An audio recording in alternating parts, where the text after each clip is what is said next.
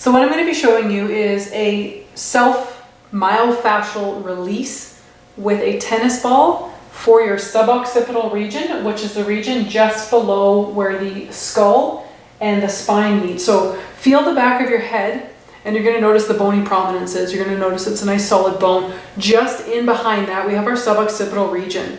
This is a really high area for tension, especially with our anterior head posture that we all seem to have right now with cell phones and computers. So it's a real hot spot for headaches.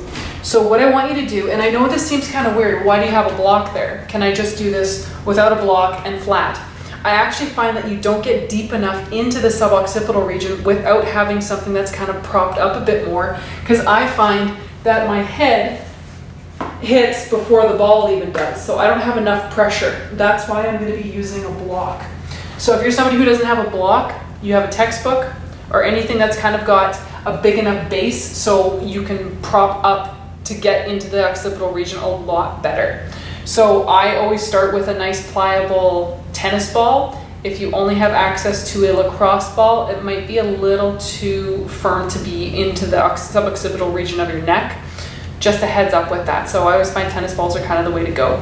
So what you're going to do is you're going to come onto your back. You're going to position your block underneath my head and neck right here, and then I'm going to take the tennis ball and I'm going to follow along the suboccipital ridge here. So I'm going to place the ball onto the neck, and I'm in control of how much pressure by me holding my head up. So I'm in control of how much pressure. So I'm going to find I found a sweet spot. So again, this is an area right now I have tension in. So what I'm going to do is I'm going to go on the area of tension and I'm going to shake my head a little tiny bit no and yes. So this is my area of tension.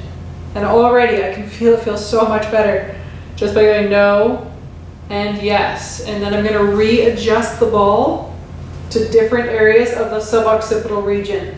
And again, find areas of tension and shake the head no and shake the head yes. You're going to do that all the way across the suboccipital region. Now you might notice that right when you press on an area, you're like, that's the triggering my headache. That's exactly where it starts. I can feel it.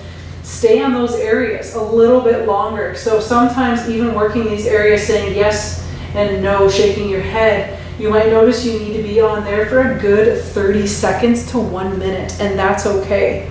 So try this out and let me know how it works for you. You're taking me back to the sleepless nights, phone calls and candlelights. Those were the things I liked the most. And back when we were passing notes in school, spend our summers by the pool, talking about what